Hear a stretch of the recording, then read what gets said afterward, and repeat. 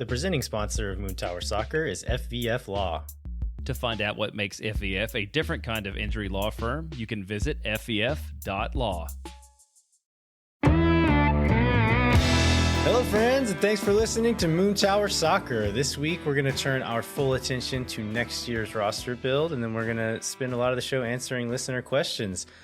My name's Landon Cottam, back from a week off in Ireland, and I'm joined, as always, by Mr. Jeremiah Bentley. Hey, everybody, I'm Jeremiah Bentley. And Landon, how was your week in Ireland?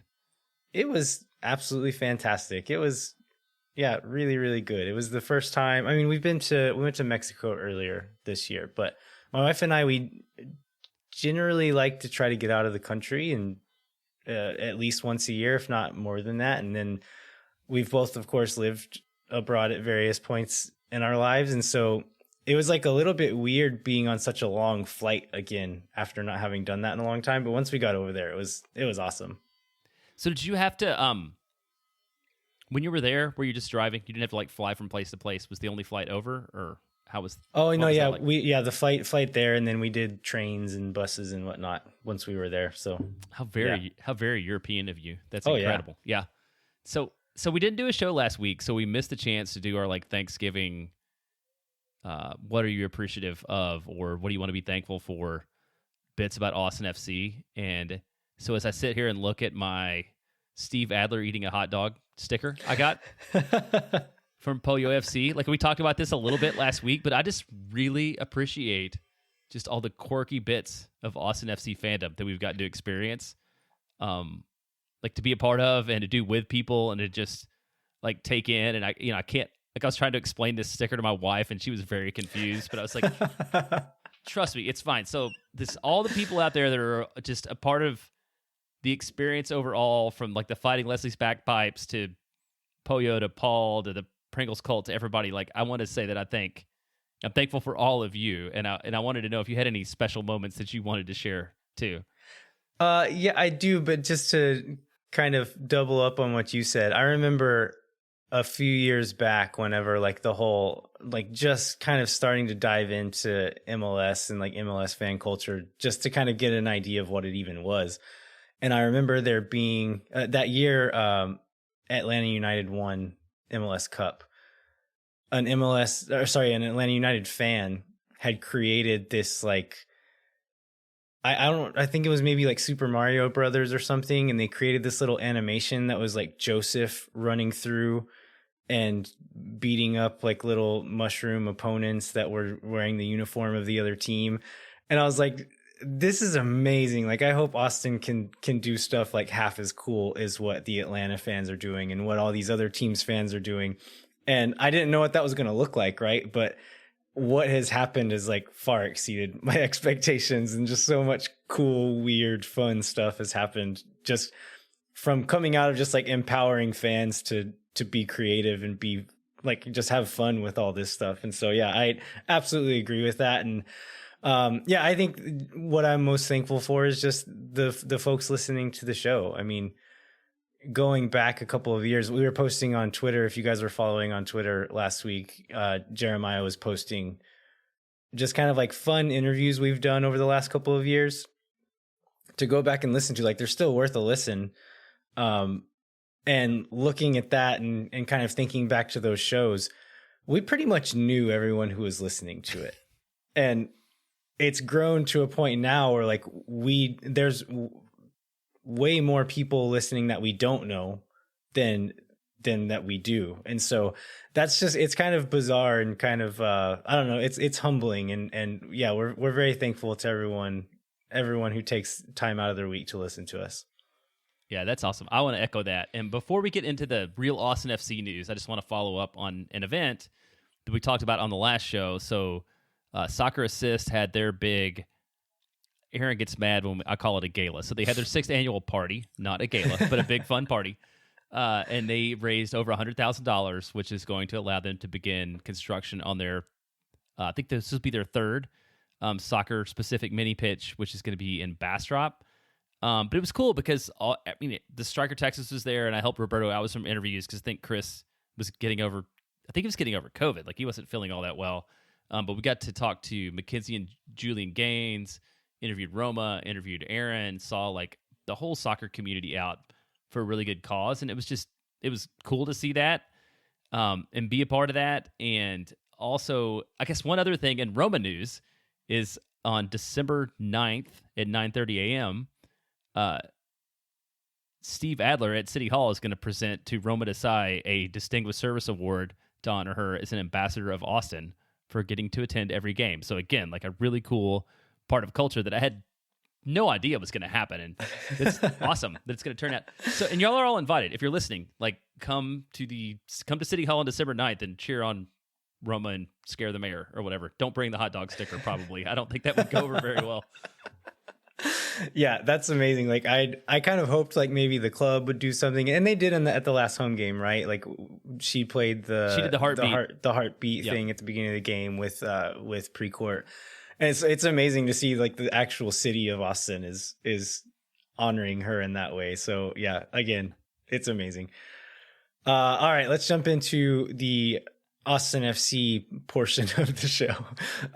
So Jan Kolmanic, who was originally on loan from Maribor in Slovenia, has now officially signed a 3-year contract. So I guess my first question is, why do we know how long this contract is and not any other contract in the whole league? Yeah, that was a really good question I had. It's a first, for sure, for Austin FC, the first one I've seen announced with a term length, which I think is incredible. But I don't know. I mean, good for him, good for John, but it's an exciting bit of news. Yeah, absolutely. Like I think we all kind of expected this to happen, but it was good to see it become official and to know that, yeah, Jean's locked in. We figured for at least a while, but we know exactly how long, 3 years, which they announced for some reason. Yeah. And so what do we think that this means for Ben Sweat's future? Like, do you think that matters that much? Do we pick it up? Do we not pick it up? I mean, I think we had to expect that this was going to happen. Yeah, it's a good question. So yeah, to clarify, Ben Sweat has an option on his contract, meaning Austin can choose to pick him up for another year, or they can let him go this year for free. I think Ben Sweat is a very useful piece. He's not on super big money, and so I think it would be well worth keeping Ben Sweat around. And as we saw this year, we're going to need depth. We're going to need people who can play a lot of minutes, and it's a long, punishing year, MLS is. And so I would love to keep Ben Sweat around. So we'll get into expansion draft here in a little bit. So that's another threat to Ben Sweat. But as far as Austin FC's decision to re-sign him, I think they absolutely should keep him regardless of Jean's situation, because we're going to need more than one guy, and Ben Sweat is a perfectly capable guy. And I think he would be maybe not thrilled to not be the number one choice all the time, but he'll still get a lot of minutes, most likely. I think you're right. I think there's enough minutes to go around, and he's versatile enough that he would get in plenty of minutes. And then, in other news, we think, I guess we know now, like little Sebastian Berhalter, speaking of loans, was not extended, and he's headed back to Columbus. It's the crew GM, and I have this written down, and I have no idea how to say his last name. Tim Bezbachenko. Tim Bezbachenko told the Columbus Dispatch, and then I've been told that he's been seen practicing with like back in training in Columbus. So I think that's a done deal too. So do you feel like that's a loss? That was one of those ones I was kind of on the fence about. I think it depends on what Austin's plan is for replacements in that position, because we need at least one more person who can play the 6, if not 2 more. And we'll get into that a little bit later as well. But I think we saw some progression from little Sebastian over the season, but he had some pretty rough performances later on in the season as well, that maybe he's not going to be a guy who we can lean on super hard. And we need someone that we can lean on in that position. And so if he's not going to be it, then yeah, I'm fine with moving on from it. I'm just hoping they really do fill in those spots at this point, though. But yeah, I liked him. Seems like a good dude. I'm sad to see him go on that level. But as far as on-field contribution, I'm not super upset by it. So we now the whole little Sebastian thing comes full circle, right? Like bye little Sebastian. Yeah, Your 5,000 candles in the wind. We can play that tribute. We can play that tribute out. And there are a couple other. There's two other contract things that one I think is pretty generally well known that I don't think we've talked about. That's Diego. Somebody was telling us a couple weeks ago that like Diego's dad had confirmed that he had a 3-year deal here, and we shouldn't worry about him being back. Is that right? Yeah. That's what we were told. And then the other thing I heard at Soccer Assist is supposedly Stuver's on a 3 or 4 year deal and bought a house in South Austin, and people should stop worrying about that. But that was like, a rumor from a guy at the bar, but it was like a reliable guy at the bar. So, I mean, he wasn't on the free agent list, so yeah. we know he had at least 2, right? So, yeah. If it's 3 or 4, even better. That's amazing. Yeah, I wouldn't have expected it to be that long, but yeah. That's what I heard. Yeah, guy at the bar says it was 4, so we can write that down. It's news. And you know what? Right. If we're not right, somebody feel free to correct us. All right. So as I referenced a little bit before, the expansion draft is going to be coming up, and that's on December 14th. The protected player list will be out December 13th. And so I think most of you listening to the show will be familiar with the process because Austin FC went through it last season. But essentially, Austin will get to protect 12 players on the roster. Homegrown players are exempt, and Generation Adidas players are exempt. So Danny Pereira is Generation Adidas. We don't have to waste a spot on him. And Owen Wolf is homegrown. We don't have to waste a spot on him. That leaves pretty much the entire roster that we have 12 spots to protect. And so Chris Bills wrote an article on the Striker Texas listing out who he thought Austin FC should and would protect in this.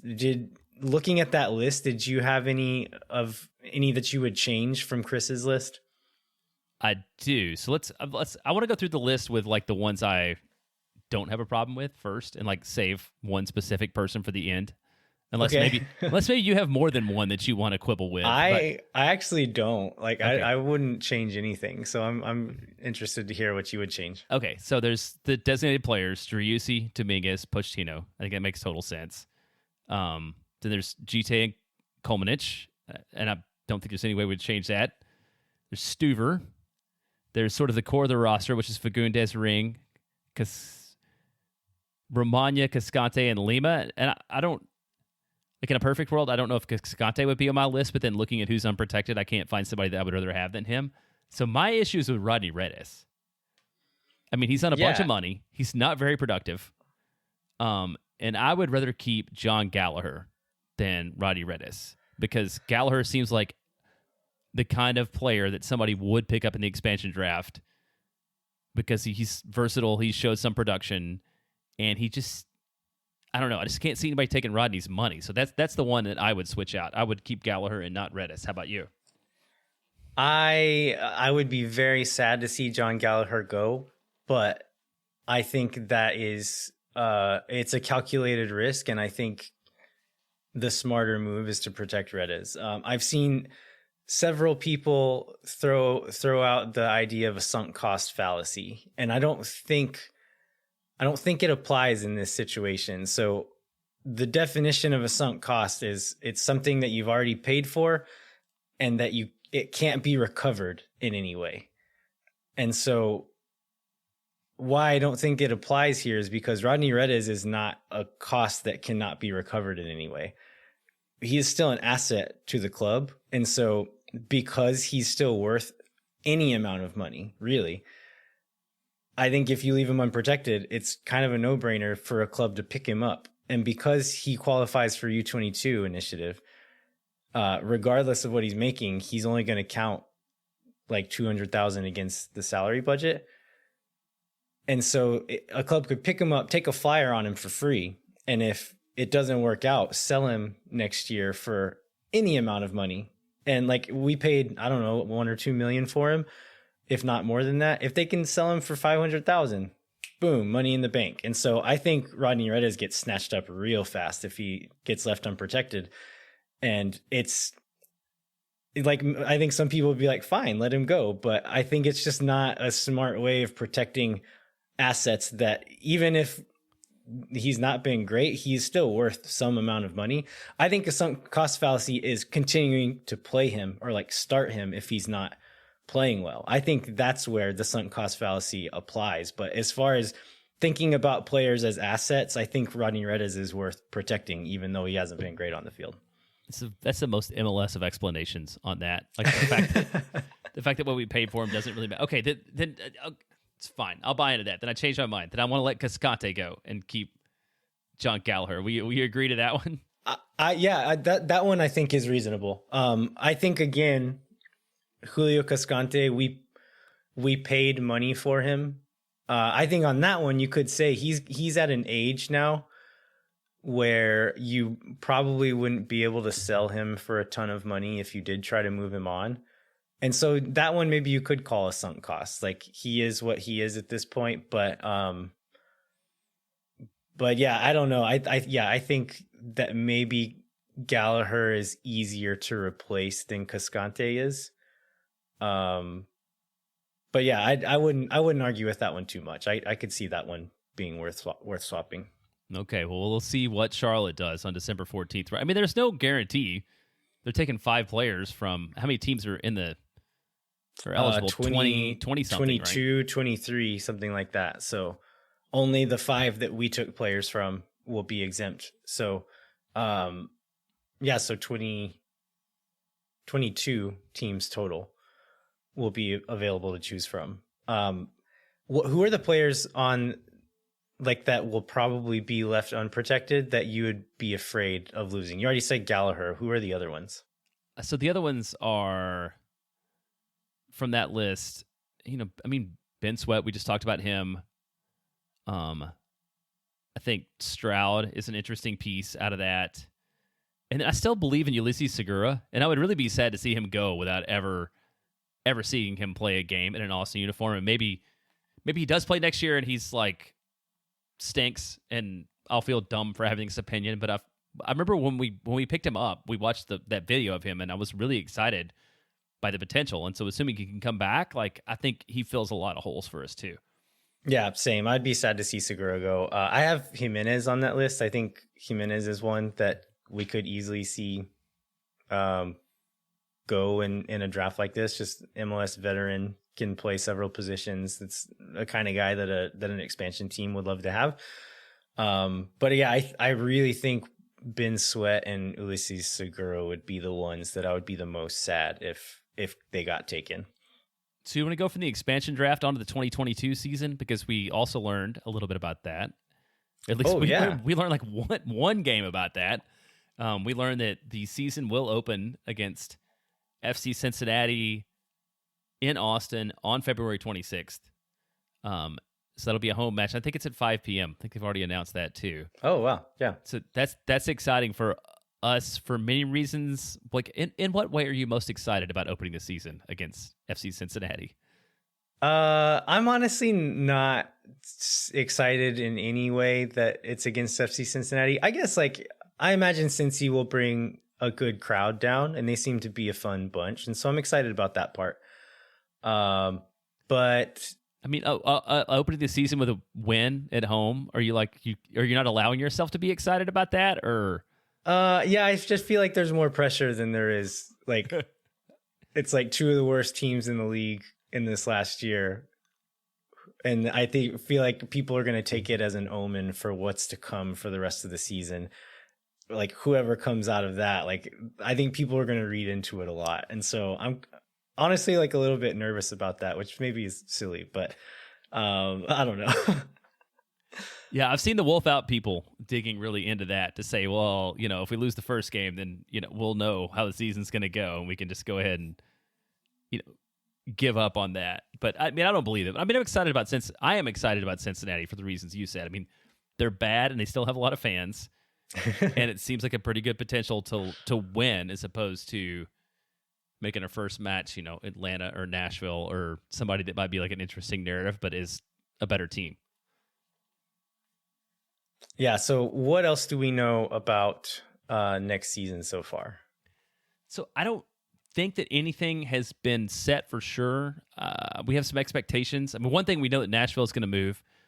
Nashville is going to move from the east to the west, because Charlotte will make the 28th team. So we need 14 in each conference to balance the conferences out. And I finally looked at a map because I thought it seemed weird that Nashville was going to move. But other than Chicago, it's the westernmost team in the East. So it makes complete sense that they would be. We think what will happen is that Austin will play every Western Conference team twice. That's 26 matches. Then 4 home games against the East and 4 road games against the East to make up the 34. Yeah, I'm excited about that part of it for sure. Like just getting, I don't like having a fixed schedule within the conference. Like everyone's going to be playing the same teams the same amount of time within the conference, and then getting to like a wider variety of Eastern Conference teams to play against, and then a wider variety of cities to visit as well. So I'm excited about that part of it. Yeah, and like not playing Dallas, Houston, San Jose, like random teams 3 times in a year will be a real upside too. I mean, I guess, yeah, that'll be a good thing overall to do that and have more of a normal schedule, and hopefully not have so many 3-game weeks too will be a positive. All right, so speaking of these road games on the East, we actually have a listener question about that we're going to get to later on in the show. Before we do that, we're going to take a quick break, but stay tuned and we'll be right back with all those listener questions.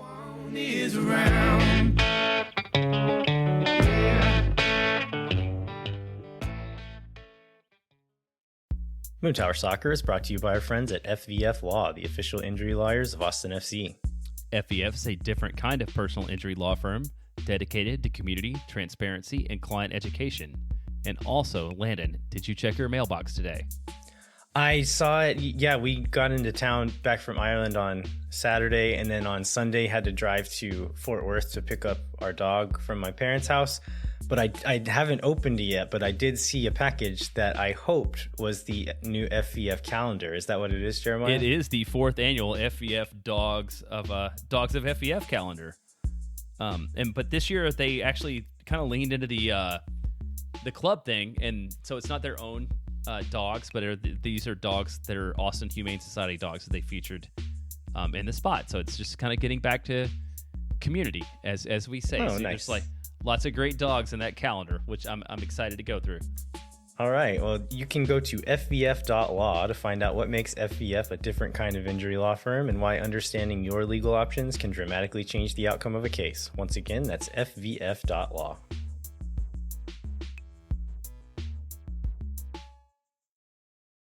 All right, we are back. We were looking at kind of the docket for what we had in store for this week's show and realized that there actually wasn't a lot of news because of the holiday probably. But so we decided to put out a call for listener questions, and you all did not disappoint. We got a lot of them, so we're going to try to move through these as quickly as we can and get to as many of them as we can. We'll start off with more like roster-based questions, and then we'll slowly devolve into some more silly, fun ones as we go on. But let's go ahead and jump in and see how many of these we can get to, Jeremiah. Yeah, so I'm going to start. I'll ask the first, because I think you have an opinion on this, which is probably one I agree with, and it's kind of funny how much we agree a lot on so many of these. But we have 2, one for Chris Wellhausen, and one from Barton Marks, who's also Cheetos Have No Singular. They're both about center backs. Chris says, we know we're going to go big at center back. Do you think it'll look within the league or outside the league? Which would you prefer? And then the other one is basically any rumors on CB. So how do you feel about that? So I want to maybe challenge the first part of Chris's question, which he says, we know we're going to go big on a center back. Do we know we're going to go big on a center back? We all think we should go big on a center back, but I guess what does going big mean? To me, going big, well, I guess I can answer both questions together. To me, going big is like finding a TAM center back from within the league. It's like we needed it, especially with Beasler out. Like we needed an upgrade anyhow, and I think we need like we need the Alex Ring of center backs. To me, is what going big at center back is, and that's. But I guess we haven't necessarily heard from Claudio. That's what he thinks he's going to do. But that's what makes the most sense to me from terms of roster construction. Yeah, I agree that's what I want them to do. But I don't know that we know that that's what they're going to do, because I think there have been like, I don't know. I could see them just like finding someone that they think is going to be the guy, and maybe it's not a big or proven name, but they believe in him. And we've seen that go well for Austin FC, and we've seen that go really poorly for Austin FC over this first season. So I hope they go big, but I'm not entirely convinced that they are, like, I'm not super sure they're going to.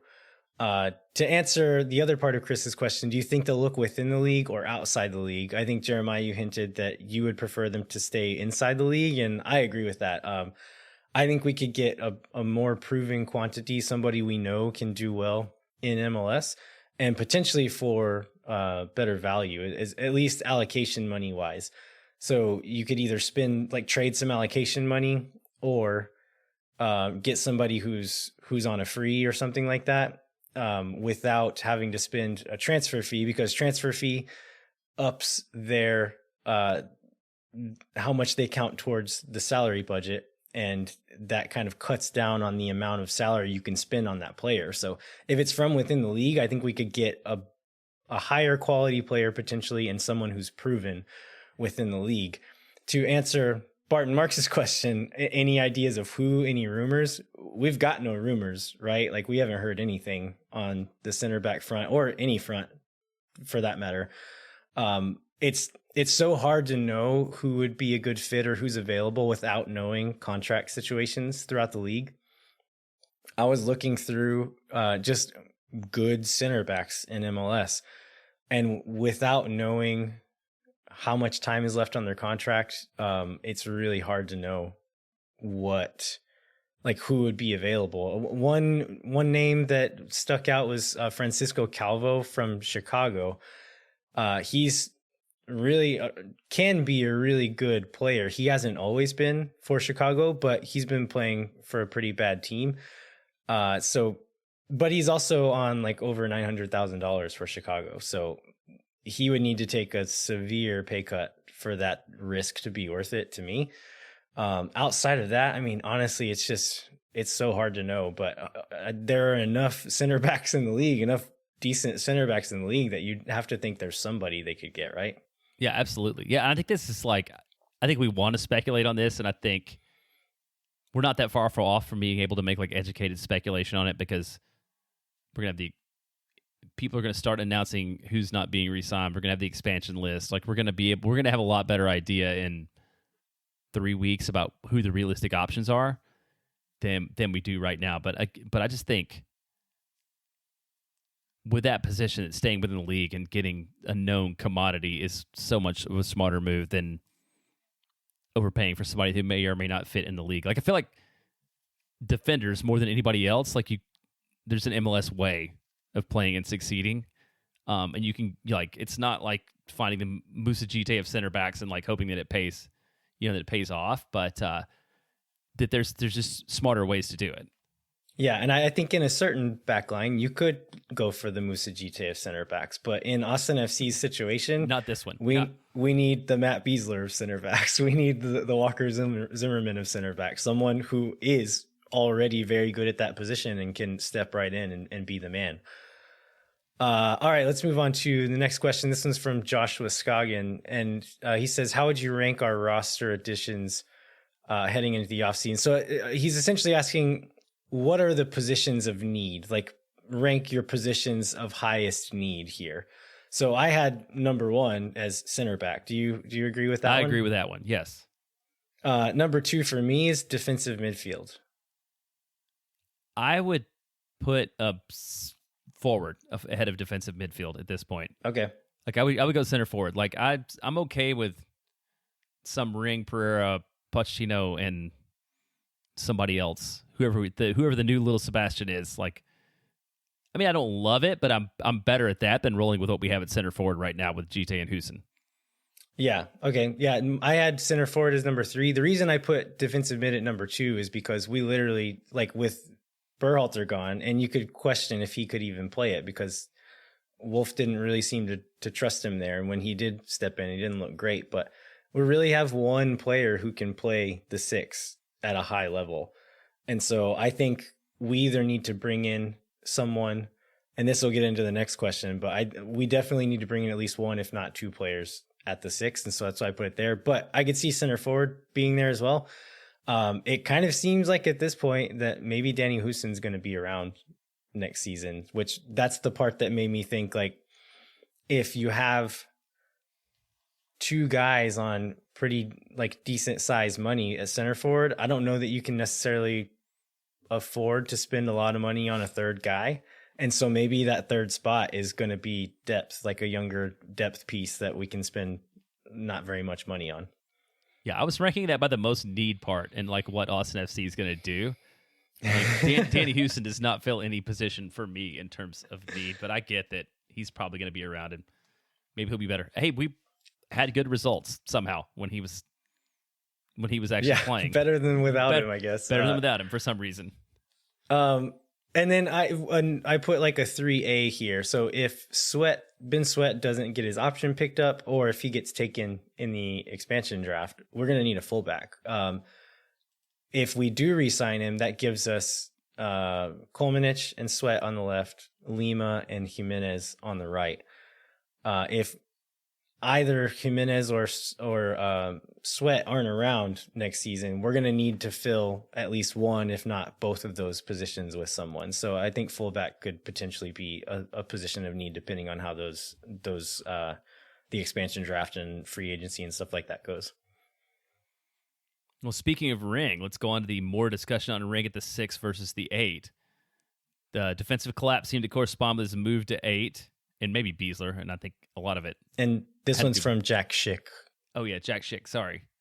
Don't think Pereira is a 6. Finally having ring at 6 means you only need the one pivot and can concentrate more on the attack. I feel like this is something we talked about a fair amount, and the answers changed during the year depending on what was going on. But where do you see, in a perfect world, where do you play Alex Ring?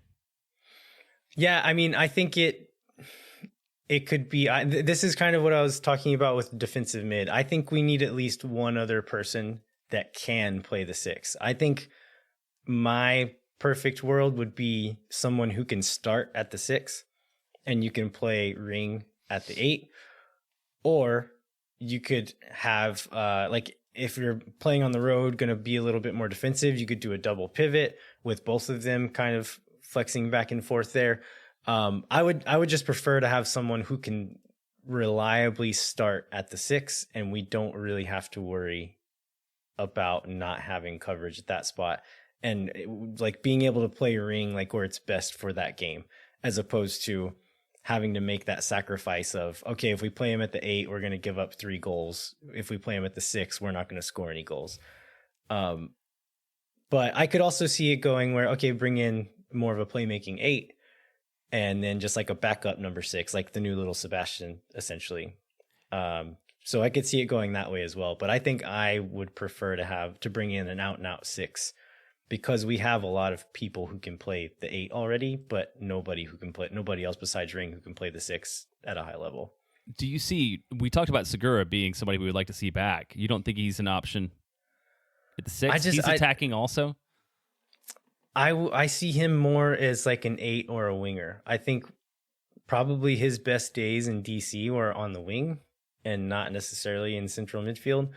I think he can fill in there, but I don't know that he's going to be the kind of player that we need in that position to actually be better than we were last season. All right, let's go on to a question about why we are so bad on the road, which is something we've talked about a lot. We talked about it in our Wolf In versus Wolf Out episode, I believe, is one of the reasons that we aren't. This we're one's not living from up to it. Daniel B. Nelson. Daniel B. Nelson says, like, we could beat Sporting at Q2, but it didn't seem we could be competitive on the road for the last half of the season. And I think that's true of Sporting, Portland, like all the playoff teams we beat in Austin. RSL, yeah, we beat them at home too. Yeah, beat them at home too. But on the road, we couldn't beat anybody. So what's the deal? So I came up with a reason. I think it's probably one of several reasons. I don't know what all of the reasons are, and I'm not saying this is the only reason, but one reason, I think, just looking at our roster, of all the players who played more than 1,000 minutes for us this season, 7 of those players had never played in MLS before. And that doesn't include Musajite. He was only at 600 minutes because he came in so late and then was playing limited minutes for a lot of that. So 7 of those guys who played most of our minutes had never played in MLS before. That means most of them had never traveled like that before. Some of them were maybe not used to the physicality of the league. All these things that it's a cliche to say that MLS is a league that you have to get used to and kind of adapt to, but it's true. Like we've seen it time and time again over the years that players who come into this league and play in it for the first time, more times than not, have a hard time adapting to it. And so with so many, like leaning on these guys so hard who have never been a part of this league before, and injuries cause that, right? Like not having Ben Sweat around, not having Ulysses Segura around, not having any of those center forwards around who have been a part of this league. And at the very least, know what the travel is going to be like, know what the physicality is going to be like. I think that could have had a really big part in it. Just the travel's rough. Like you get really tired traveling like that and then getting beat up every week. So again, I don't think it's the only reason, but I think it probably had something to do with it. Yeah, I feel like we're really bad in like. Seemed like we had a lot of midweek games on the road. I don't know that to be true or not, but it seemed like a lot of those, or there were road games involved in those three games in a week stretches, which really amplifies that effect too. Because there's nothing. I mean, there were probably 2 occurrences I can think of, which we can think of like Dallas on the road and Colorado on the road, right, where we just seemed like we were playing not to lose because it was a midweek match and it was kind of a mess. But overall, that doesn't explain the way the whole season went. Home versus the road. So there's probably something to that, and hopefully that's something that we figure out next year. All right, let's move on to a question from Brad Tillery. He says, name your starting 11 using only members of the supporters community. Please also include their positions on the field and the formation you would run. So this one feels a little daunting. A, because it's hard to come up with all of them, but B, I'm terrified I would leave someone out who deserves to be in there. So I just came up with a few people. Actually, looking at it, I came up with kind of like the spine of the team. I'm going to leave the rest of the positions out because I don't want to leave anybody out that should be on there, because there's so many people in this supporters community who should be included in this. So just naming a few, I would put Roma Desai, we mentioned earlier in the show, been to every game, so she's up top at center forward, always leading that line. Then I have Katie Ensign and Seth Rao as a double pivot in the central midfield, keeping everything organized. They were the ones who kind of planned a lot of the road trips and made sure that all of that went smoothly and everybody had a good time on those away games. Then I have Rigo Rodriguez as an inspirational center back. I'm thinking like Carlos Puyol, like just like the real heart and soul of the team. And then Nathan Booth responded to this question. He actually put out a whole starting 11, so you can find that on Twitter. But he had Brad Tillery in goal, which was a good shout. I'm actually going to put Carrie Tillery in goal because Brad admitted to us that she was the real brains behind the whole video series that eventually got the Verde keeper kit released. So I'm going to put Carrie in goal for getting that jersey released. I love it. Hey, I want to say goal is probably one of our deepest positions because like somebody who we didn't bring up was Tony Cardoni, whose brother is like the 4-time best beard in the USL running like goalkeeper for the San Antonio club. So I feel like some of that has to have accidentally rubbed off on him too, right? Yeah, you'd think so. Tony, let us know if you can play keeper or not. Yeah, I think Tony said that I think his sister's a player too. That the athletic talent of the Cardoni family skipped him a little bit, but who knows? So the next question is from John Schultz. I was very excited about because this is a game that we've talked about. Now that we're working blue, I think we can. If you remember to bleep it, we can go with the actual title. Oh, I kind of like the way that John phrased it. Okay, here. We'll do it this way. We're gonna do So wait, before we do this, I was explaining this question to my wife because I got really excited about it. And Brandy's like, I have no idea what you're talking about, and I don't know what's wrong with you that you would know it. So like, would Ashley get this if we? I've talked about this with Ashley before we ever even did it on the show, so she would know it. Okay, so we're gonna play Boof, Marry, Kill among our three designated players, and I have a well-formed opinion, so I want yours first. And I think we did this on the show before. No, we didn't. Too. We did this game, but we didn't do it among the DPs. Oh, I thought we did. Maybe we just had different. We had different groups. Because I tried to kill all the DPs because Chris kept giving me like them in combination with other players. Oh, that's right. Yeah. You killed all three DPs in different rounds of it. Yeah. But we didn't match them up just the together. DPs. Yeah. Okay, so I kind of think we're gonna pick the same ones. Who do you have? Okay, so I'm gonna marry Driussi. Oh, okay. He's a total package. Like he's got good style, he's handsome, he's actually good at what he does. I mean, I can't. He's everything I wanted him to be in more. So he's definitely my Mary. How about you? I mean, I was gonna pick Cecilio, but now that you mention it, I kind of think I would go with Driussi. Just judging by how he carries himself on the field, I feel like he would be he would anticipate my needs and always be there when I needed him to be. So I think I'm gonna go along with you and switch it. I was gonna pick Cecilio, but no, that makes the other two tough then. Yeah, I want to go with. I want to go with Kill first because that's like interesting to me. So okay, do you want to give your answer now among the other two, or do you want me to do this? For Kill, I have Pochettino. Why Pochettino? I mean, he seems like personality wise, I think he seems like the least fun of them. And then like physicality wise, I think the other two are better looking gentlemen than he is. Right. So I'm gonna kill Cecilio. Okay. Because I feel like he's really pretty and really promising, but ultimately always leads to disappointment. And I don't need that in my life. And then I'm going to buy Pochettino down and boof someone else. That's how I'm going to answer. Those are my three on that. I spent all afternoon like coming up with this answer, which is why Brandy asked me what was wrong with me. That's the best answer. You win, Jeremiah. You win. All right. All right. So this one comes from an excellent username, which Kawhisenberg, which is a picture of Kawhi Leonard, I believe. So he says, Thanksgiving? It's Kawhi Leonard dressed as Heisenberg from Breaking Bad, Walter White. Yes. Yeah. Yes. It's a beautiful combination. Yeah.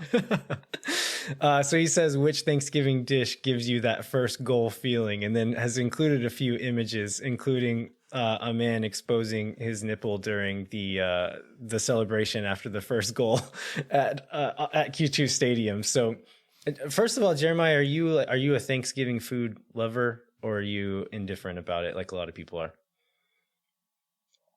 I'm kind of indifferent. I appreciate the ceremony of it, and there are things that I appreciate the gluttony, like it's like a general theme. But I don't know if there's like a Thanksgiving dish that makes me excited enough to pull my shirt up and, do whatever. How about you? I feel like I'm in a minority here, but I actually really like Thanksgiving food, and I really like turkey as well. I know a lot of people think turkey's overrated. A well-cooked turkey is like one of my favorite meats. So is that going to be your answer? Does it give you that first goal feeling?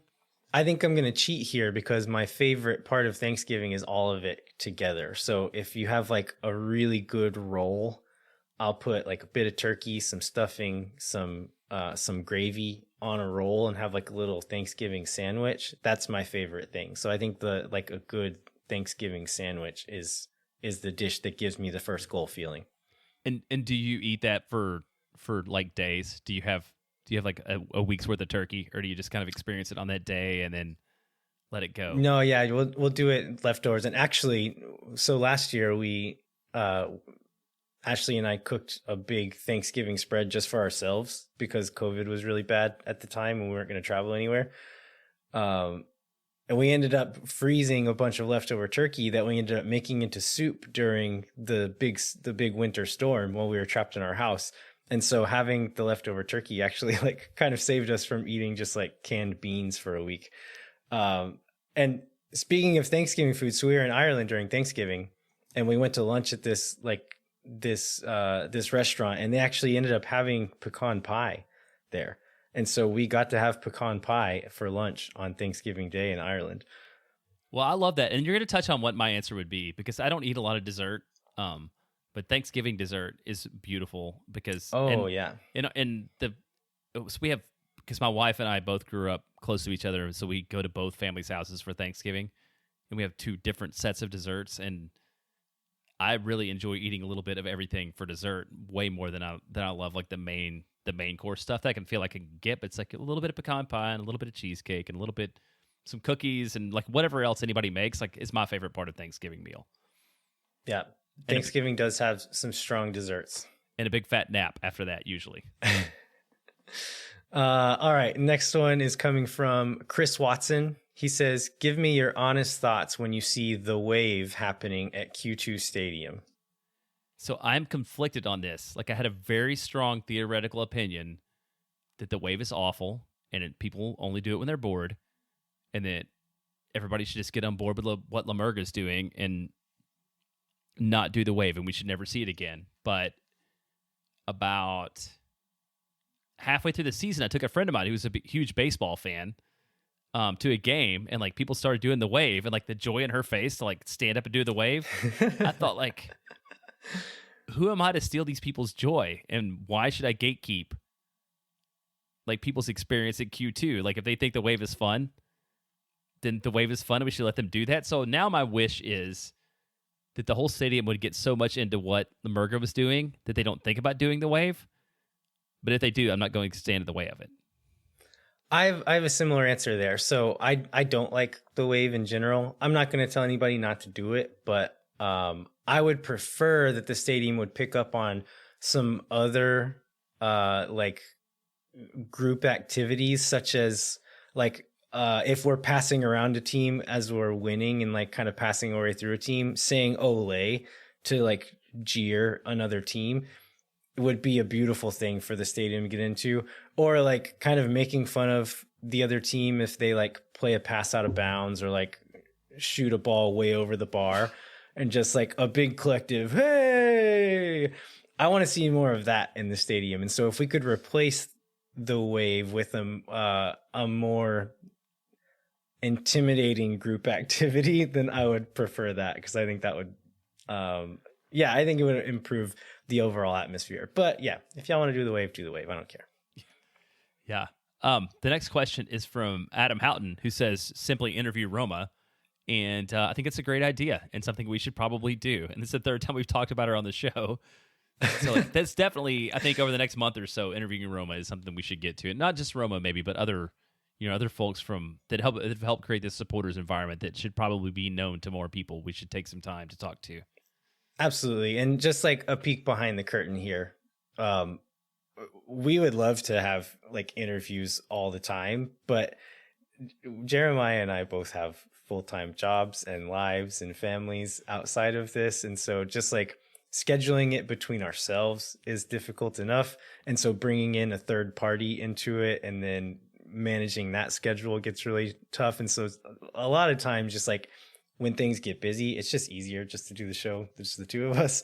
But that doesn't mean like we don't think people like Roma aren't worth having on the show, because she absolutely is. And so yeah, I agree. We should talk to her and get her on.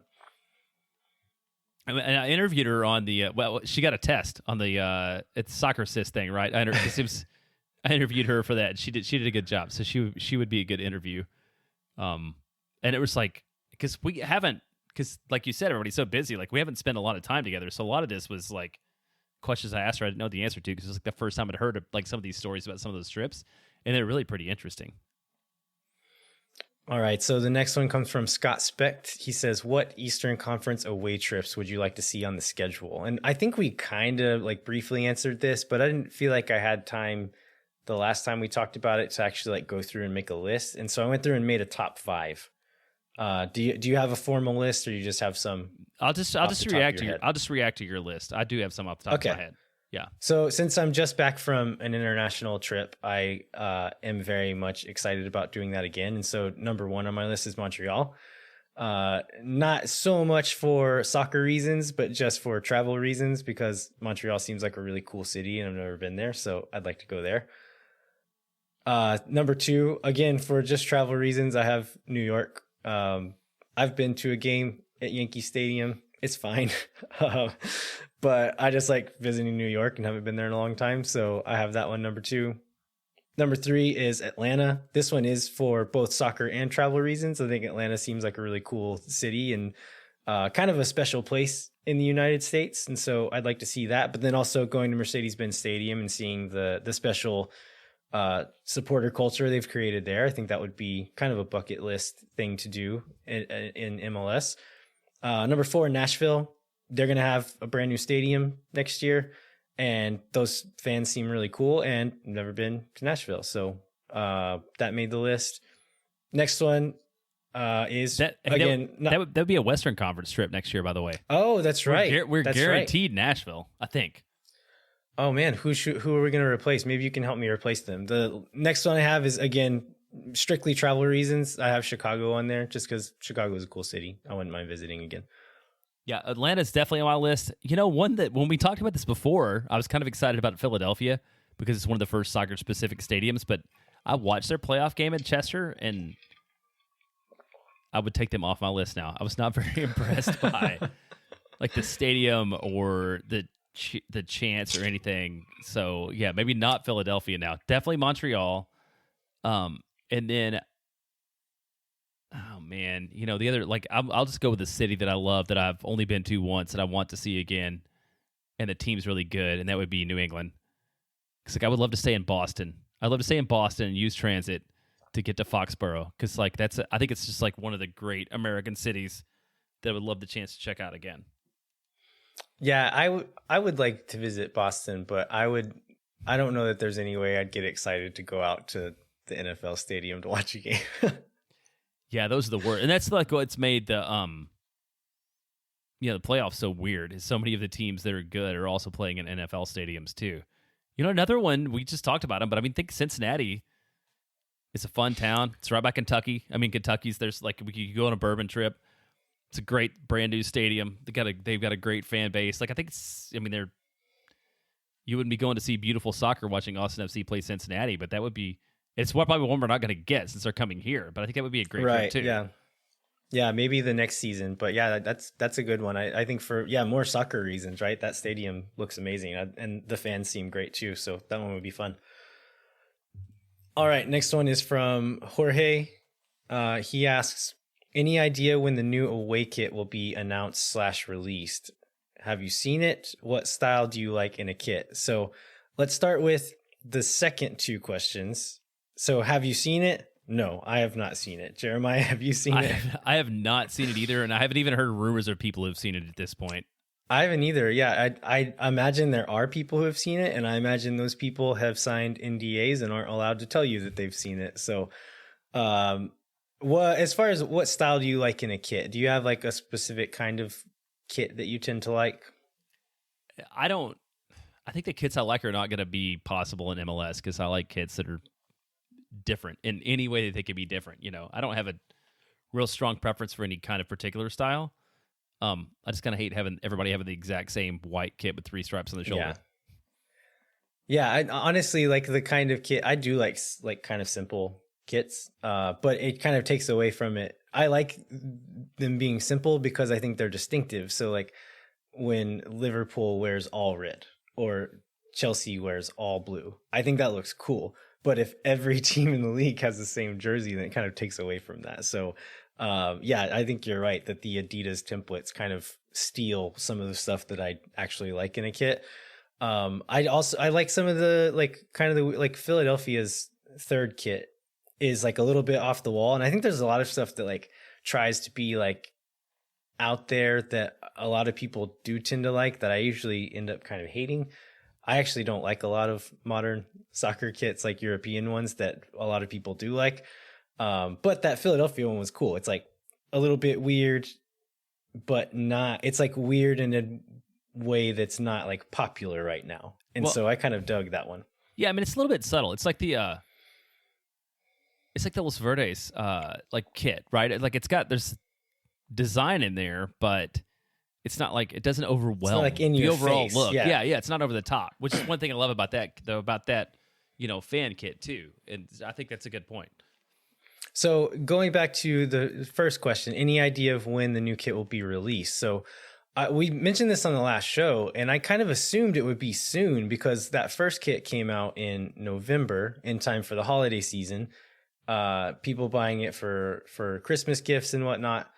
And so I kind of assumed that would be the case this time. But looking back over the last few years, a lot of these kits are getting revealed in January, like a lot of them in February, and some of them as late as March, with the season starting in March or April. So it could be later, but I mean, with the season starting in February, you'd have to think it's going to be January at the latest, right? Yeah, you would think so, but I think to your point, you would think that people want to like take advantage of the holiday buying spree and get it out before the Christmas season. But I guess not. So yeah, probably January. We'll see what it's going to look like. All right. Next one is from Sean Collins. He asks, who will score the second goal for Austin FC next year after Danny Houston gets the first one? So who's your pick for second goal? Oh, that's Driussi, Sebastian Driussi. I'll pick him for the first and second goal. I don't think it's coming. I don't think either one of them is coming from Danny Houston. I'm gonna go with our guy Diego. Diego is gonna get the first one. Diego hitting that first one at home would be pretty great. He got that first one in front of everybody on the road in Denver that got folks all excited. But yeah, for him to pick up the first goal at home next year would be amazing.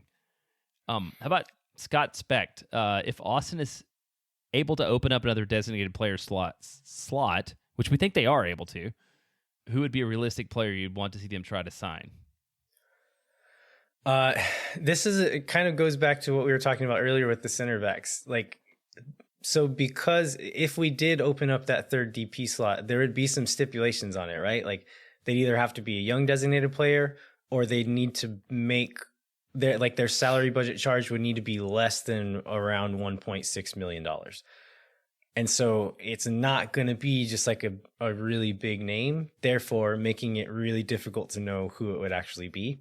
And so I have no clue who they would do it. I would like to see them do this. And as you made clear in your Mary Boof kill picks, that you would like to see that happen. But any ideas or like any even profiles of who you would like to see that spot used on? I still think we need that in attack. I mean, I guess I would say scour the world for center forwards who fit that spot. And I think, when we talked about where we would prioritize players, that was sort of my next choice. So that's what I would like. I would like to see them go there. I mean, I don't know if I saw enough out of Musa Jite where I'm like, oh, that guy's settled and we don't need to pursue another option there. So that's where I would go with that pick in terms of position. And I don't know who that person is. Yeah, I would be happy with it being as a striker. Honestly, like, what would you? So I know we talked about this at times last season. Now, like knowing what this team looks like and knowing where the holes are, would you be okay using a spot like for a number 6 or for a center back? I would rather do that than I would do it in like midfield. I think we have so many midfielders and wingers, right? And if we talked about, everybody's flexible. Everybody can play in the midfield. Everybody can play on the wing. Keep all the guys and add Segura into the mix and still be in the same place. So. Yeah, I mean, I would be okay with that. I just, from history, don't seem like there's a ton of successful DP center backs or defensive mids, but if that's what the need is, maybe you do that. Yeah, I mean, if it were like our marquee DP, I don't know that I would want it to be in those positions, but because it needs to be like a slightly cheaper DP, if that's what it takes to get like that guy in that's gonna is gonna step in and do the job, I would use that spot on him for sure because it's what we need most right now. Yeah. So we relived the past last week for a bit. So I like this question from Adam Houghton. If we could redo last year's expansion draft based on 2021 performance, who should we have drafted? And I see your list, and I agree with 2, and I have 2 other people I want to suggest. So why don't you go through your list? Okay, so yeah, I looked through the press release from MLS listing all the players who were available in the expansion draft. And so some of the names that stuck out were one CJ Sapong. He was a free agent, so we wouldn't necessarily have needed to take him, but so was Danny Houston. He was going to be a free agent as well. So we could have taken CJ Sapong. He ended up scoring 12 goals for Nashville this year. He did pretty well for them. Maxi Urruti was available to be taken. Montreal ended up trading him to Houston for Kiki Struna and a second-round super draft pick. And Maxi Urruti, even though Houston was not good, Maxi Urruti was actually pretty good this year. Another one, Kamal Miller, who we did take. Maybe we should have taken him and just not traded him, because looking at defensive options that were available, he was one of the better ones that was available, and we got rid of him. Nkosi Tafari, who plays for Dallas, he ended up playing quite a few minutes for them. He's only 24 years old and wasn't always amazing, but showed some really like bright flashes. And he's only on, I think, $67,000 a year right now. So he could have been a good just kind of gamble to take on a young center back. And then I think the one that I'm most excited about now, and this one is definitely like hindsight 2020 kind of pick, because I don't know that Red Bull even valued him very high, but Sean Nealis, he's a big 24-year-old center back. He ended up filling in for Aaron Long after Long got injured, and they left him unprotected. And then this season he earned a new 3-year contract extension. And so he's, again, like, I don't think he's like amazing, but he did well enough to fill in for Long and get Red Bulls into the playoffs. And so that could have been another just young center back, kind of an appreciating asset that we could have gotten for free.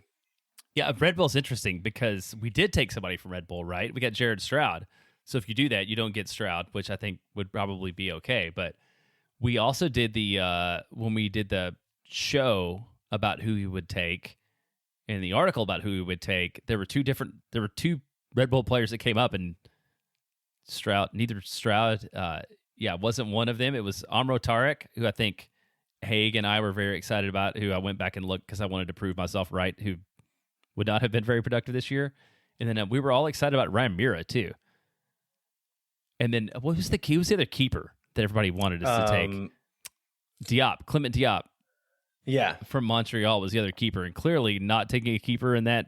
Well, we did take a keeper in the expansion draft, Brady Scott, which was a mistake. But, clearly that was not a need given that we added Stuver and Tarbell, right? Yeah. In hindsight, I don't know that Stuver had been signed yet, but it's clear that like they were already in talks with him. They had plans, right? And so it seems like they already kind of had their keeper spots lined up. And so they took Brady Scott. Was he an expansion draft pick?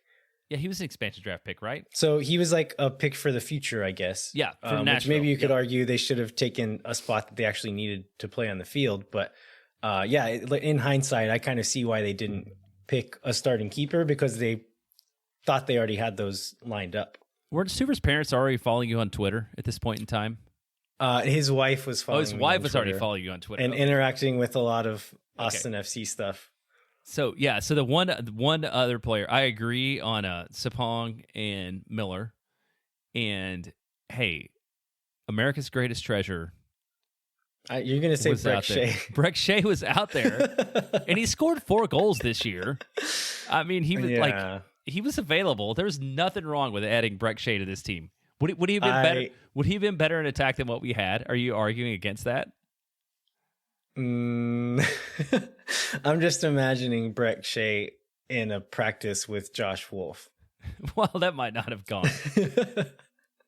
And so there was that. And the other thing I was struck by was, especially looking at, that was Inter Miami's list, but there are a lot of guys that were big names that were made available. When I was thinking back on who we would make available in our expansion draft this year, like they had Federico Higuain, they had Breck Shea, they had Will Trapp, they had Luis Robles, they had Juan Agudelo. Like, there were a lot of Miami guys who were available that were on big money that they just exposed to, because they knew that they probably wouldn't get taken. And yeah, older guys who are on like pretty big money. And I wonder if that was a little bit instructive to what we might do this year, in Austin. But yeah, I would add a Breck Shea. I guess that's what I wanted this to be. Like, I always make fun of it, and there's like this, everybody wants to, but he would have been better than what we had this year in attack. Yeah, I mean, he scored more goals than most people on our team, so I can't argue with that part of it. There's one we kind of skipped over that I thought would be fun to answer. So Brendan Farmahini asked, what world clubs would be most surreal to see Austin FC take on in the Club World Cup? So if the winner of CONCACAF Champions League goes on to play in the Club World Cup along with the winners of the UEFA Champions Leagues and all the Confederations Champions Leagues, essentially. So, but we're going to stick to UEFA, right? I mean, I feel like that's got to be the answer. Somebody. Yeah, I mean, I could see like a fan of South American football having an Argentinian or a Brazilian team maybe that they would like to see him play against. But who would your pick be? So the most surreal team for Austin FC to play, I feel like it would have to be. I mean, Liverpool is the easy answer, right? Because I figured you're going to take Liverpool. That's my favorite team. That's right. That's why I'm not going to, because it's such an easy answer. It would be so weird because my kids don't understand like soccer, and the way it works. And so like, when are we playing Liverpool, Daddy? I'm like, never, never playing Liverpool. Yeah, I'll go with that. I was thinking that or Real Madrid, which just seems like Real Madrid, who's like the club with the least limited like they could buy anybody anytime for whatever. Like to see them on the field with like a little MLS club who's salary cap bound and not spending at the top of the league, I think would be super wild. Yeah, I think Real Madrid would be a good shout. In the vein of Liverpool, like your other team, I don't really have a European team at this point, but my first love was FC Barcelona. And I think that would be the most fun for me to see Austin FC play against FC Barcelona, which is like the team that like I first really started watching and kind of learned about soccer watching the 2010 FC Barcelona team. And so I think that would be my pick. Yeah. And I mean, some of it would just be individual players. Like imagine he's not in Barcelona anymore, but like Messi or Ronaldo or Mo Salah, like on the field against Austin and what that might look like. It seems kind of terrifying. Yeah. I think maybe that's a better way to look at it. It's like, who would you be most excited to see play? Jean Kolmanich versus Mo Salah. Yeah. Sure, that would go really well for us. Yeah.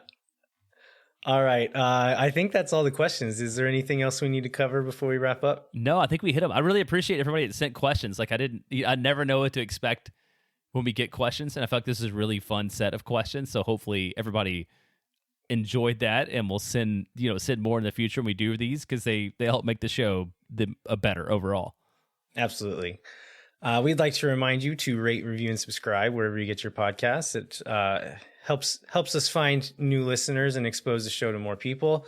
If you want to continue the conversation and tell us why our answer to your question was wrong, you can find us on Twitter at LVHero87 and at JBentley_ATX, and then also on Instagram at Moontower Soccer. And then there's always the contact page on our website, moontowersoccer.com. You can send us an email there. Also, we'd like to encourage you to visit the Striker Texas website, where you can find Chris Bills' article that we referenced earlier, where he kind of picks who he would protect in the expansion draft. Is there any other articles folks to check out, Jeremiah? Yeah, Chris wrote another article this last week too about 5 things Austin FC fans should be thankful for. And it's a good one because it leads with my future husband, Sebastian Driussi, and it's followed by La Marga de Austin, and then there's 3 other things. So I would be sure to check that out. All right. Well, thanks so much for listening. We'll be back next week with a new episode of Moon Tower Soccer. Not quite sure what news we're going to have to share with you then. Hopefully it's some. But until then, I'm Landon Cottom. I'm Jeremiah Bentley. We'll catch you next time. When no one is around.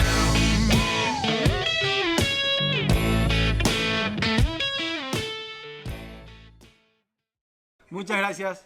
Bye bye.